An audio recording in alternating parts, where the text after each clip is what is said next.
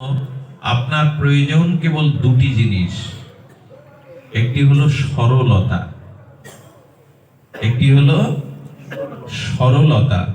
আর একটি হলো ভগবানের প্রতি প্রগাঢ় বিশ্বাস। এই দুটি একমাত্র তার চরণে পৌঁছাবার একমাত্র পথ। প্রথমে জানাই, আমাদের গৌড়ীয় আচার্যগণ গেয়েছেন, গাও গাও সবে গৌরাঙ্গের গুণ সরল করিয়া মন।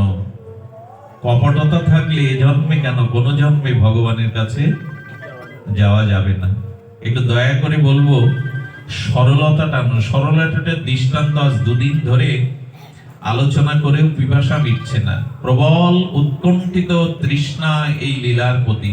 শুনুন তাহলে, আমাদের উত্তরপ্রদেশে এক পরিবারে একটি ছেলে জন্ম নিল। খুব মন দিয়ে শুনতে হবে, আমি এটি বলেই পাঠ বিশ্রাম রাখবো। তো একটি ছেলে জন্মাবার পরে যত বয়ক্রম হতে লাগলো, বয়স বৃদ্ধি পেতে লাগলো, তার মধ্যে একটা দুর্গুণ খুঁজে পেল পরিবারের লোকেরা। দুর্গুণ কি জানেন? ও বেশি খায়, মানে আহার করে। এ সংসারে একটা নিয়ম দেখবেন, বেশি আহার করাও যেমন দোষের, আবার আহার কম করাও দোষের। আহারটা পরিমিত বলেছেন শাস্ত্র। কিন্তু ওর কর্মফল হলো ও 5 জনেরটা একা খায়। আচ্ছা, পিতামাতা যতদিন ছিল ততদিন ওকে জুগিয়েছে। পিতামাতা তো ভিক্ষা করলেও সন্তানকে ক্ষুধা নিবৃত্তির চেষ্টা করে। বাবা মা মারার পরে ছেলেটা তখন কৈশোর থেকে যৌবন উকি দিয়েছে। পিতামাতা চলে যাওয়ার পরে লাথি ছাটা লড়তে লাগলো। বড় ভাইয়ের স্ত্রীরা তার ভাতের মধ্যে কয়লা দিয়ে দিত। অত কে খেতে দেবে তাকে? কাজকর্ম ভালো জানে না, সরল, খুবই সরল। কি করে জানেন? ছাই খেতে খেতে আর অন্যের ভিতরে কয়লা দিতে দিতে একদিন গলা ধাক্কা দিয়ে বাড়ি থেকে বের করে দিল। রাম মন্দিরের বেশি দিন আগের ঘটনাটা শুনুন, একটু বাস্তব ঘটনা। রাম মন্দিরের সামনে তুলসী তলায় বসে কাঁদছে আর বলছে, ঠাকুর, ক্ষুধাটাও তো তোমার দেওয়া, কি করব আমি? আমার জঠর অগ্নি জ্বলতে থাকে, আমাকে কয়লা দেয়, ছাই দেয়, আশ্রয়টুকু তো কেড়ে নিল, তুমি কিছু করতে পারো না প্রভু? যখন এভাবে নিবেদন করে কাঁদছে ফুপিয়ে ফুপিয়ে, মন্দিরের যিনি পূজারী, মন্দিরের অধ্যক্ষ বাবাজি মহারাজ এসে দেখছেন একটা যুবক কাঁদছে। কি গো, তুমি এখানে বসে কাঁদছো কেন? বড় ক্ষুধা পেয়েছে আমার। এই ক্ষুধার কথা শুনে সাধু বাবার চোখের দিকে, সাধুদের একটি গুণ আছে কি জানেন? যারা খুব ভজন করে, যারা নিষ্ঠাবান ভজনানন্দী সচ্চরিত্র মহাপুরুষ বা ভজন যারা করে, আপনার চোখ মুখ দেখেই বলে দেয় আপনার উদ্দেশ্য কি, আপনার মনের ভাবনা কি। একটা কাচের ঘরের ভিতরে প্রদীপ জ্বাললে ওর ভেতরেও আলোকিত করে, কাঁচ ভেদ করে বাইরেও। কিন্তু লোহার মধ্যে দিলে, সাধুদের দৃষ্টি সাধারণ নয়। যারা প্রকৃত সাধু ভজন করে, আপনাকে দেখলেই বলে ফেলবে আপনার স্তর কত দূর। আপনার চোখের ভাষায়, যেমন এক্সরে ক্যামেরা দ্বারা ডাক্তাররা ভেতরে তোলে, কিডনি, লিভার, হার্ট, এগুলো বাইরের ক্যামেরায় উঠবে। ওদের দৃষ্টিটা অন্যরকম। দেখলেই ছেলেটা বড় সরল, খোকা আয়, এদিকে আয়।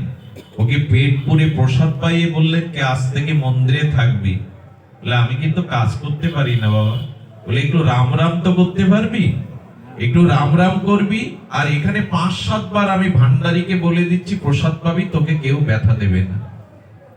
ও রাম রাম করছে, আর ওই যখনই পারে ক্ষুধা লাগে খেয়ে নেয়। বাবাজি বলেছেন কেউ উপহাস করবে না, ও বড় সরল, ওর জীবনে কোনো পাপ নাই, কোনো কর্মফলে হয়তো ক্ষুধাটা পেয়েছে, ওকে দেবে। একদিন সকালে উঠে দেখে হাড়ি জ্বলছে না, রান্নাঘরে রান্না ক্রিয়া নেই। তখন বাবাজিকে বলছেন এই যুবক, বাবা আজকে রান্না হবে না? বলে, আজ একাদশী, আজকে এখানে সবাই নির্জলা, আজকে তোমাকে কিছু দেওয়া।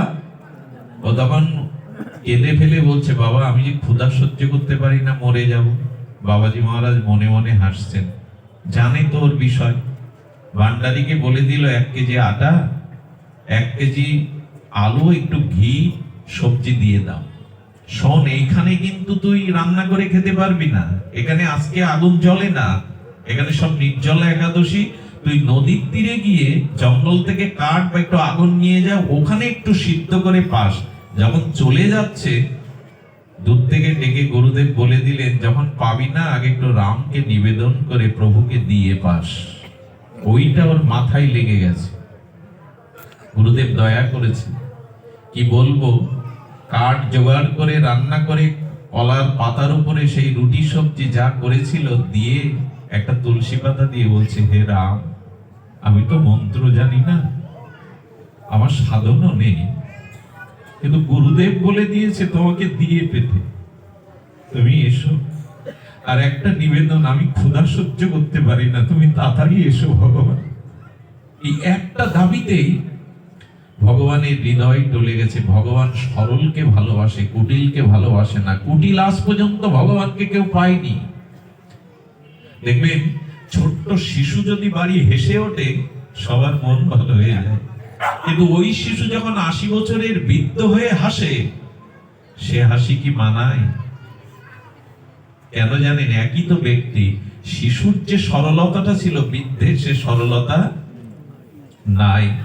তো বলছে, প্রভু আমি ক্ষুধা সহ্য করতে পারি না, তুমি পরীক্ষা না নিয়ে তাড়াতাড়ি এসো। যেই বলেছে, লক্ষণকে নিয়ে সাক্ষাৎ রঘুপতি রামচন্দ্র প্রকাট হয়ে গেছে। যেই প্রকাট হয়েছে, চোখে জল এনে বললেন, প্রভু সেই যদি এলে এত দেরি করলে কেন? আমি তো ক্ষুধা সহ্য করতে পারি না। হঠাৎ করে লক্ষণকে দেখে ও কি বলছে জানেন? ওর মুখ শুকিয়ে গেছে। আহা, সরলতার কি পরিচয়! মুখ শুকিয়ে বললেন, আমি জানতাম ভগবান একজন, এখন দেখছি 2 জন, আমার তো কম পড়ে যাবে প্রভু। সরল না হলে এভাবে বলতে পারে? রামচন্দ্রের চোখে জল এসে গেছে। ওরে ভগবান 2 জন হলেও তোর সেবাতে বাঁধবে না। প্রভু এক টুকরো দৃষ্টি দিয়ে প্রসাদ করে দিলেন, তুই পা, আমরা দাঁড়িয়ে দেখি। পাওয়া হবার পরে যখন রাম বলছে এবার আসি, বলে ঠাকুর আগামী একাদশীতেও তো আমি এখানে আসব, তোমার কাছে একটা অনুরোধ, সেদিন যেন দেরি করো না। আমি প্রসাদ সামনে নিয়ে অপেক্ষা করতে পারি না, আমার অভিশাপ ক্ষুধা আমাকে তাড়িয়ে বেড়ায়। তুমি কথা দাও আগামী দিন ডাকার সাথে সাথে আসবে। প্রভু দূর থেকে অভয় মুদ্রা দিয়ে বললেন, ঠিক আছে আমি আসবো। প্রভু আরেকটা কথা শোনো, আচ্ছা আগামী দিন কয়জন আসবে একটু বলে যে আমার তো কম পড়ে যাবে। ভগবান ওই সরলতায় খুব আনন্দ পেলেন, বলে তোমার চিন্তা নেই, আবার একাদশী, আবার ওই একই দৃশ্য, আবার রান্না করে কদলী পাতায় দিয়ে বলছে, প্রভু কথা দিয়েছিলে দেরি করবে না, চলে এসো রঘুপতি, চলে এসো ঠাকুর। যেই বলেছে সেদিন সীতামাকে নিয়েই প্রভু উপস্থিত। বলে চলো আমার এক সরল ভক্তকে দেখাই তোমার। সরলতা বড় প্রিয়, আমাদের কাছেও প্রিয়, ভগবানের কাছেও প্রিয়। কুটিলতার স্থান এ রাজ্যে নাই। সরল হতে হবে গৌর ভজন করতে গেলে। তখন কি বলছে জানেন? প্রভু আজকে দ্রুত এসেছো, কিন্তু আমার মন খারাপ, তুমি 3 জন এসেছো। হ্যাঁ, বললেন ওরে তোর মা তোকে দেখতে এসেছে, তুই প্রসাদ পা। সন্তানের খাওয়া দেখলে না, আহার দেখলে না মায়ের সন্তুষ্ট হয়, তুই খা। খাওয়ার পরে বলছেন, প্রভু আগামী দিনও কিন্তু আমি আসবো, তোমাকে আসতে হবে। বারবার সংখ্যা বাড়াচ্ছ, গুরুদেবকে আমি কি বলবো? তৃতীয় একাদশীতে সত্য ঘটনা শোনো, নেই ব্যাসপীঠে বসে কোনো লৌকিক কাহিনী বলতে নেই। গুরুদেবকে গিয়ে বলছে, গুরুদেব একটু সবজি ঘি আলু বাড়িয়ে দিন। আপনি বলেছিলেন এক ভগবান 2-3 জন আসে। গুরুদেব এসে বললেন, ওর মতো কেউ আসে, পাটপাটা ওর ভাগ নিয়ে খেয়ে যায়। হঠাৎ গুরুদেব ওর চোখের দিকে তাকিয়ে দেখে আগের চোখ আর নাই। ভগবান দর্শন করলে না মানুষের চোখের ভাষা বদলে যায়। ভেতরে যদি কারো প্রেম ভক্তি আসে, তার অবয়ব, তার মুখের ছবি বদলে যায়। দুশ্চিন্তাগ্রস্ত মানুষের মুখে তাকালে জ্যোতিষী হওয়া লাগে না, বোঝা যায় তার মন খারাপ। গুরুদেব দেখছেন ওর আগের ভাব নাই, ওর চোখের ভাষা বদলে গেছে। ভগবানকে দর্শন করলে ভক্তের যে প্রেম বিভাব অনুভূতি আছে, মনে মনে গুরুদেব বললেন, কিছু ঘটে গেল না তো? সত্যিই প্রভু আমাকে কৃপা করলো না তো? আজ আমাকে দেখতে হবে। তিনি পূজারীকে, ভান্ডারীকে বললেন, ওকে বেশি বেশি কিছু দিয়ে দাও তো। বেশি বেশি সব দিয়েছে। দেওয়ার পরে গুরুদেব পেছনে এসে জঙ্গলের মধ্যে একটা আড়ালে দাঁড়িয়ে দেখছেন। কি দেখছেন জানেন? ওইগুলি ও আর ওই দিন কাঠ এনে সিদ্ধ করছে না, রান্না করছে না, সব ধুয়ে প্রভুকে ডাকছেন, প্রভু এসো। সেদিন হনুমান সহ, লক্ষণ সহ, সীতাপতি রামচন্দ্র উপস্থিত। এসে বলছে, কিরে আজকে তো তুই রান্না করিসনি, নিবেদন করবি কি?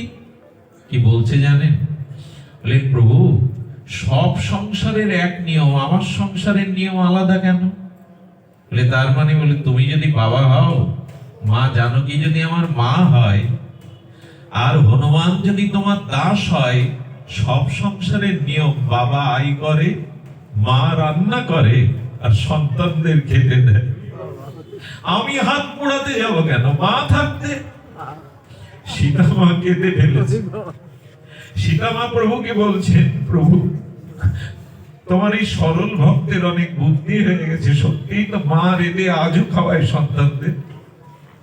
হনুমান বলছেন, মা এরকম সরল ভক্তের জন্য আমি জঙ্গল থেকে নিজে কাঠ আনবো, মা এখানেই আমাদের বনভোজন হয়ে যাক। হনুমান কাঠ আনছেন, সরলতার পরিণতি দেখুন। হনুমান কাঠ আনলো, মা জানকী রান্না করলো, সবাই একসাথে বেঁধে বসেছে। ভগবান যদি কোনো অধরামৃত পায়, সেই প্রসাদের একটা দিব্য চিন্ময় গন্ধ ছড়িয়ে পড়ে। প্রসাদের একটা মহিমা আছে, প্রসাদের দিব্য গন্ধ অনুভূতি হয়। আর ওই প্রসাদ পেলে মনের নির্মলতা আসে, ভজনে আগ্রহ বাড়ে। ওই প্রসাদের গন্ধ আর রঘুপতি রামচন্দ্রের চরণের গন্ধ, গুরুদেব দূর থেকে দেখতে পাচ্ছে না, কিন্তু গন্ধটা নাকে গেছে। ছুটে এসে ওকে বলছেন, এই কাদের সাথে খেতে বসেছিস তুই? এখানে কারা? বলে, প্রভু আপনি দেখতে পাচ্ছেন, এই আমার রাম, এই তো মা জানকী, এই তো ঠাকুর লক্ষণ, এই হনুমান। লুটিয়ে পড়ে বলছেন, ওরে আমি দেখতে পাচ্ছি না, আমি দেখতে পাচ্ছি না।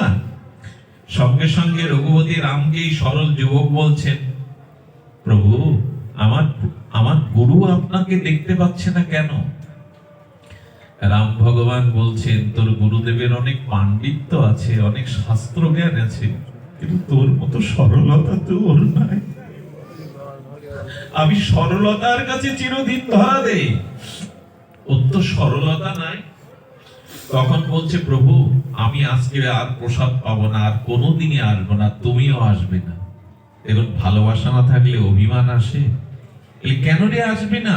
আর আমাকেও আসতে নিষেধ করছিস কেন? আজ আমি আপনাকে পেয়েছি, এই জীবনটা পেয়েছি আমার গুরুদেবের জন্য, যার জন্য আপনাকে পেলাম। সে যদি আপনার দর্শন না পায়, তো আমি আর আপনার কাছে আসবো না, আপনাকেও আসতে হবে না।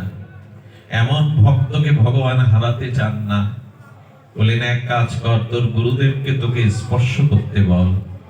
যেই স্পর্শ করলেন, রঘুপতি রামচন্দ্রকে দর্শন করেই ভগবানের চরণে পড়েননি, শিষ্যের চরণেই গুরুদেব পড়ে গেছে। ধন্য তুই, ধন্য, সারাটা জীবন তাকে ডেকে পাইনি, আজ তোর কারণে প্রভুকে পেলাম, আজ তোর কারণেই প্রভুকে পেলাম। আমি আপনাদের কাছে নিবেদন করবো, একটু সরল হন। সরলতা ছাড়া ভগবানকে পাওয়া যায় না। আমরা শ্রীরাম বৃন্দাবনে নবদ্বীপের ধামে দেখেছি বড় বড় বাবাজি মহারাজদের, একেবারে শিশুর মতো তারা। মানুষ সরলতার মাধ্যমে ভগবানকে পায়। আজ আমরা বড় কঠোর হয়ে গেছি, বড় বুদ্ধির খেলা খেলি আমরা। ভগবান চান সরলতাকে, ভগবান চান সরলতাকে। এই জন্য নিবেদন করব, একটি হলো সরলতা, আরেকটি হলো আমাদের আস্থা বা বিশ্বাস ভগবানে রাখা, যে গোবিন্দ আমার, আমাকে তিনি কখনো ফেলবেন না। শুনুন, ভগবানের সেই আস্থার মদিনা যদি বিশ্বাস করেন,